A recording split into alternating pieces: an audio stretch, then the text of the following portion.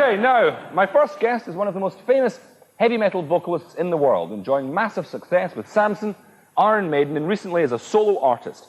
Not only that, he's a pretty nifty sword fencer.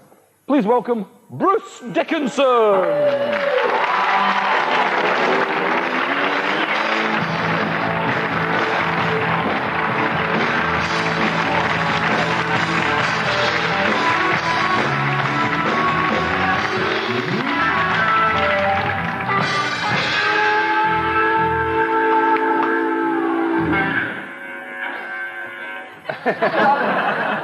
Right, hire them. Would you give a job to any one of those people? I don't know. Would they give me a job? That's the question. Isn't it? Bearing in mind that some of them have played for Gary Glitter.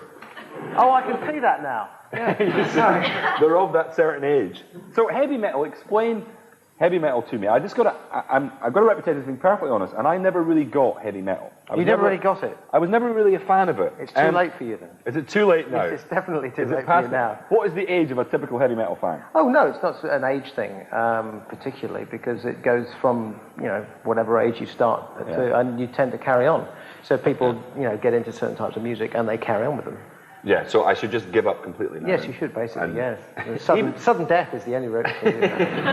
It does have, I guess it's the most critically reviled form, and yet it is massively popular. Well, it comes... Was that annoying being in it and thinking, well, no one ever kind of takes it seriously? No, I mean, to be honest with you, I think having something that's critically reviled is probably quite a good thing, really. Have you seen some of the critics?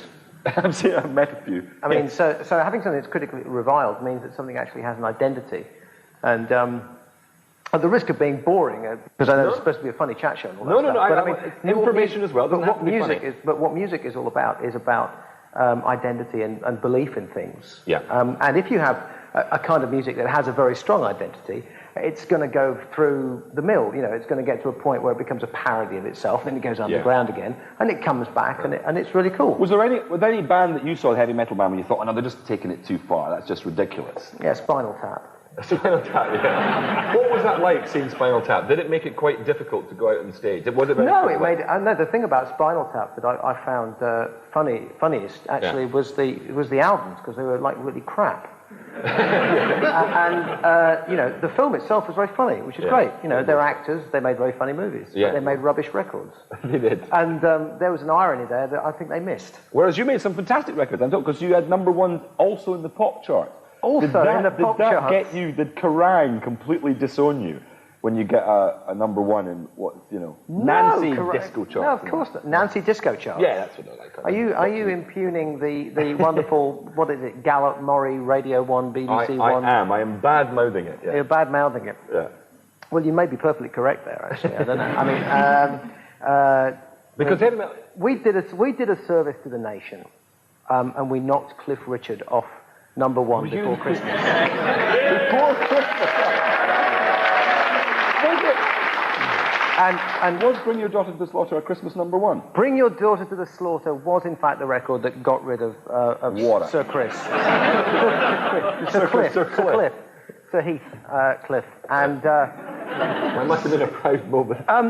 yes, it was actually. It was, and we rigged the charts quite extensively by the dirty and dastardly method of asking people to go and buy the record. So what's the new album?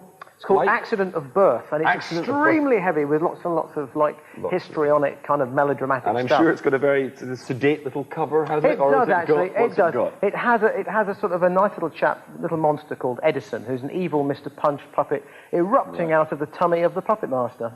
Excellent. None more erupting out of that. There you go, lots of eruptions. And future things, we may have him kind of crucified in the future. What is it with sorcery and sci-fi and that whole thing? I mean, that's what heavy metal seems to be about, to the non-fan, to the outsider. Mm-hmm. What is it about Star Wars? Yeah, I guess so. Why shouldn't it be music about it? Yeah, exactly. I mean, it's the whole thing. What is it about love songs? It's another... Love songs? Another topic, isn't it, really? Now, there's something that's really boring. You must have written some, Bruce, haven't you? Love songs. You must have. Take Your Daughter to the Slaughter? Bring Your Daughter to the Slaughter. It was, in a way, yes. Come on down and get your head chopped off. It was, I mean, the thing is that I guess some people like love songs, but not for long. They're kind of sweet and schmaltzy. And love is something that you sort of get on with and and stuff like that, you know. Which between about slaughter and stuff. Yes, but I read that you were actually quite sedate on tour as well. What? You had exercise bikes and all of that. Exercise bikes? Yeah, and you were very, very fit. Is this incorrect, or did you go for it in an Ozzy Osbourne fashion? We never actually told anybody about it when we did go for it. Right. So that was probably our big mistake. Right. So we should have phoned up the press and said, you know, we really tired one on last night and we got blind drunk and you know what, I've got a headache. So you can wear that badge of honour. Yeah, absolutely. As it happens, I do prefer to go down the pub and get blind drunk in my own company or with somebody else and not tell the press about it. But you can come along and join me one of these days. I'd be delighted to. And the other thing, you're a fencing. A fencing champ. Well, I've done that since I was about 14. Right. On and off. So I guess that now mainly off as well for the stadium, running around the stadium. Running around the stadium. Well, try to confine that mainly to the stage. Okay. But you know. Well, look, mate, I'm challenging you. I'm challenging you to a sword fight. There you go. Because I just practiced this afternoon and it's dead. Does this mean that sudden death is going to be good for your ratings? It's dead easy. Yeah, well. Because I know you're concerned about those at the moment. Well, I did wonder. Think of just the checking story. that the old sharpened, the tip came off and suddenly, you know. Yeah, well, it would get in the tabloids. It would be a great moment. Okay. Okay. Now then. What do I have to do? Well, I don't know. Well, you tell me. Yeah, you stand here and we'll just go for it. Now, what do you want to do to me? Don't hit that waste paper basket, whatever you do. Oh, no, I kicked that bucket. That's a terrible premonition. I've got to... No, if in doubt, improvise, you see. We'll put that on that's perfect. Yeah, put it on. Oh, God, what do you put in the bowl? Do you spit in this? Yeah, occasionally. Yes. Winston Churchill, isn't it? Yes, right. People have been in there. I used it when the Spice Girls were on. I won't tell you for what. Right, how long...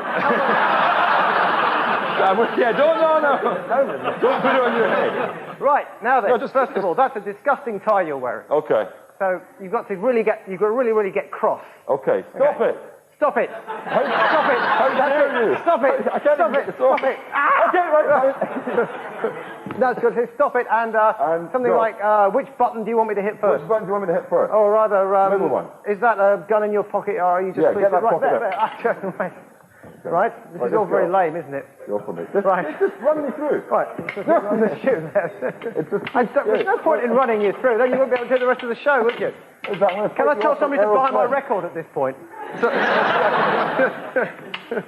We'll just keep doing this forever. You just keep doing this forever, yes, until I kill you. So I just go... No, I'll just go, yes, after the break, everyone. See you after the break.